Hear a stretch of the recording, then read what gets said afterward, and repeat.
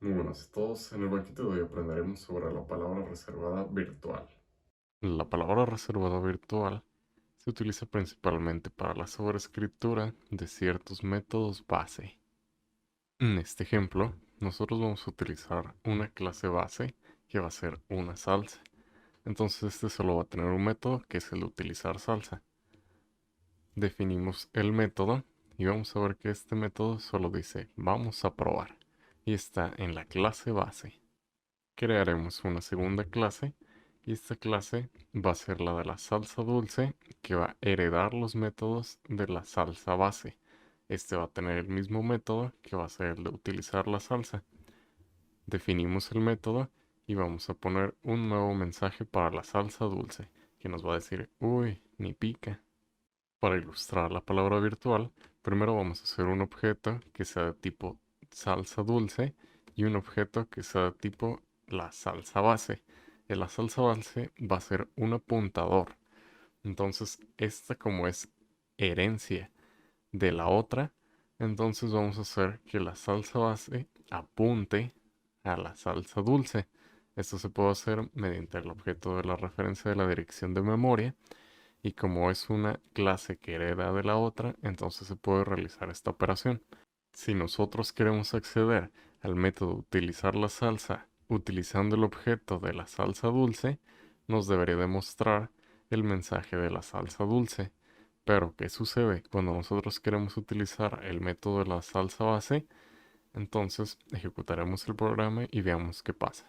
Al ejecutar, veremos que primero nos muestra el primer mensaje que pertenece a la salsa dulce, que es esta línea de acá, que es la que sí corresponde, pero cuando utilizamos el método de la salsa base, a pesar de que estamos apuntando a un objeto que ya es de tipo dulce, nos mostró el mensaje de que estábamos probando la salsa. Eso significa que el método sigue siendo el del método base. Para cambiar este comportamiento, utilizaremos la palabra virtual en el método base. Esto nos va a permitir sobreescribir el método con el nuevo método que ya tenemos en la herencia, que sería el de la salsa dulce. Entonces, a la hora de nosotros ejecutar el programa, veamos qué sucede. Ejecutamos y veremos que ahora el método nos mostró dos veces el de la salsa dulce. ¿Eso por qué? Porque el método de la salsa base es un método virtual que fue sobrescrito con el método de la salsa dulce. Entonces no importa si tenemos el apuntador que sea de tipo salsa base, porque ahora solo va a tomar el de la herencia principal, que es el objeto que estamos apuntando en la dirección de memoria. Veamos otro ejemplo, ahora creando una clase que sea la salsa picante.